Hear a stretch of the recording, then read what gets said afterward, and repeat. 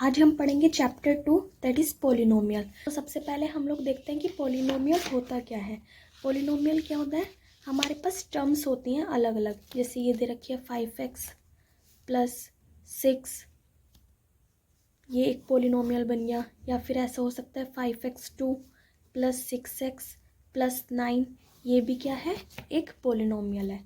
ठीक है, अब हम देखते हैं क्वेश्चन नंबर 1 क्या कह रहा है। Which of the following expression are polynomial in one variable and which are not.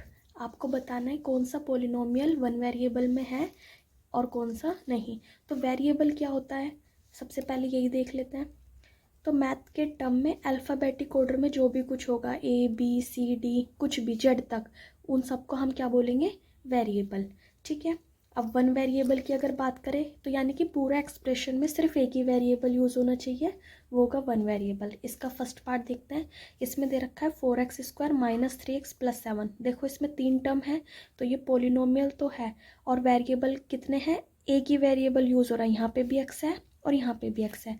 तो हम इसे क्या लिखेंगे, polynomial in one variable, in one variable. अब हम इसके सेकंड पार्ट देखते हैं। इसमें भी हमें क्या दे रखा है, y² प्लस √2, तो ये भी पोलिनोमियल है और वेरिएबल सिर्फ एक ही यूज़ हो रहा है, तो ये भी क्या होगा, पोलिनोमियल इन वन वेरिएबल। ठीक है, अब हम बात करते हैं इसकी। यहाँ पे क्या दे रखा है, t, लेकिन ये जो रूट है, रूट का मतलब क्या होता है, t की पावर हाफ, ये मतलब होता है। तो यहाँ पे एक जगह तो t की पावर हो गई 1 और एक जगह t की पावर है हाफ। ये कोई पूरा ही नंबर होना चाहिए, इस वजह से ये पोलिनोमियल नहीं है। इसका आंसर आएगा नो। अगर हम ऐसे ही इसकी बात करें तो यहाँ पे y की पावर है 1, लेकिन ये अपोन में चली गई। इसको अगर हम लिखने लगे तो ऐसे लिखेंगे y की पावर -1। ये -1 होने की वजह से ये भी पोलिनोमियल नहीं है। और अगर हम इसके फिफ्थ पार्ट की बात करें तो ये टर्म्स तो अलग अलग हैं और ठीक भी है, 10 दे रखी है, 3 दे रखी है, 50 दे रखी है, तो ये पॉलिनोमियल तो है लेकिन वन वेरिएबल में नहीं है। क्योंकि अगर देखा जाए तो इसमें 3 वेरिएबल यूज़ हो रहा है, दैट इज़ x, y और t। तो ये होगा पॉलिनोमियल इन 3 वेरिएबल। कहने का मतलब ये है कि कोई भी पॉलिनोमियल तो टर्म से हम बता ही देंगे, और ये भी देखना पड़ेगा कि जो उसकी पावर है वो पूरा होल नंबर जा रहा हो, लाइक 1 2 3, इस तरीके से, ना वो 1/2 हो, दैट मीन्स रूट वाली टर्म भी ना हो और ना ही वो अपोन वाली टर्म हो। इसके क्वेश्चन नंबर 2 में हमें बताना है, right the coefficient of x²। x² का कोफिशिएंट क्या होगा। तो मैथ के टर्म में जो भी काउंटिंग होती है ना, 1 2 3 कहीं तक भी, उन सबको कोफिशिएंट बोलते हैं। और हमें क्या करना है, x² का कोफिशिएंट बताना है। तो पहले हम अपने इक्वेशन में देखेंगे कि x² कहाँ है, ये रहा।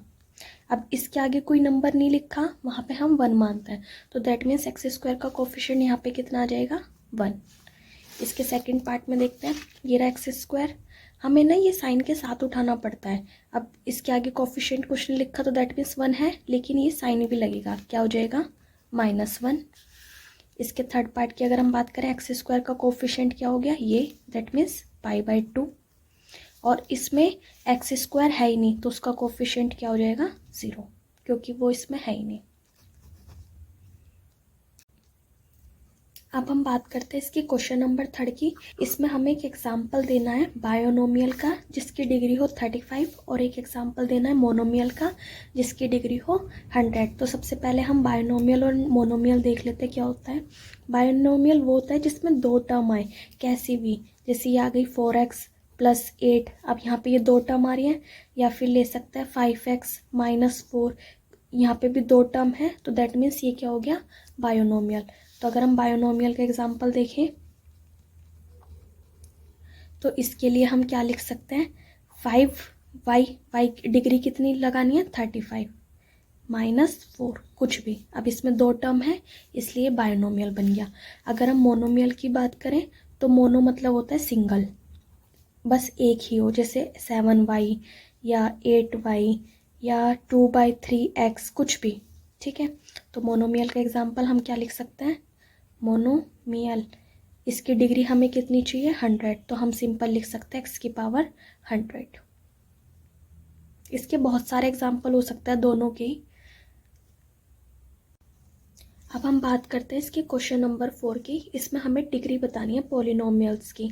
तो डिग्री क्या होती है, ये जो पावर है ना, इनमें जो हाईएस्ट होती है वही डिग्री होती है। अब हम इसके पहले इसमें देखते हैं। तो इसमें यहाँ पे x की पावर दे रखी है 1, 2 और 3। आपको हाईएस्ट लेनी है, तो इसकी डिग्री कितनी हो जाएगी 3। अब सेकंड की बात करूँ तो y की पावर कितनी दे रखी है 2, और तो कुछ है ही नहीं, तो यहाँ से इसकी डिग्री कितनी हो जाएगी 2। यहाँ पे ये t दे रखा है, इसकी पावर नहीं है तो हम 1 मानते हैं, तो दैट मीन्स इसकी डिग्री कितनी हो जाएगी 1। और अगर हम इसकी बात करें तो यहाँ पे कोई वेरिएबल ही नहीं है और उसकी कोई पावर ही नहीं है, तो दैट मीन्स यहाँ इसकी डिग्री कितनी हो जाएगी 0। इसके क्वेश्चन नंबर 5 में हमें बताना है कि कुछ पॉलिनोमियल्स दिए हुए हैं, वो लीनियर है, क्वाड्रेटिक है या क्यूबिक है। अब हम ये कैसे देखते हैं, इनकी पावर देखते हैं। जैसे अगर पावर 2 है तो वो होगा क्वाड्रेटिक, अगर उसकी पावर 3 है तो वो होगा क्यूबिक, और अगर पावर 1 है तो वो होगा लीनियर। अब देखते हैं, इसके फर्स्ट पार्ट में हमें पावर दे रखी है 2, तो दैट मीन्स ये क्या हो गया क्वाड्रेटिक। इसके सेकंड पार्ट में देखते हैं, इसमें हमें पावर दे रखी है 3, हाईएस्ट पावर देखते हैं कितनी दे रखी है 3, तो ये क्या हो गया क्यूबिक। इसमें अगर हम देखें तो इसमें हाईएस्ट पावर इसकी तो 1 है, इसकी 2, तो दैट मीन्स ये क्या हो गया क्वाड्रेटिक। इसकी देखते हैं, इसमें x की पावर कुछ नहीं है तो हम यहाँ पे 1 मानते हैं, दैट मीन्स ये हो गया लीनियर। इसमें t की पावर कुछ नहीं दे रखी इसलिए हम 1 मानेंगे, तो ये भी क्या हो गया लीनियर। इसमें हम देखेंगे इसकी पावर 2 दे रखी है, दैट मीन्स क्वाड्रेटिक, और इसमें इसकी पावर 3 दे रखी है, दैट मीन्स क्यूबिक।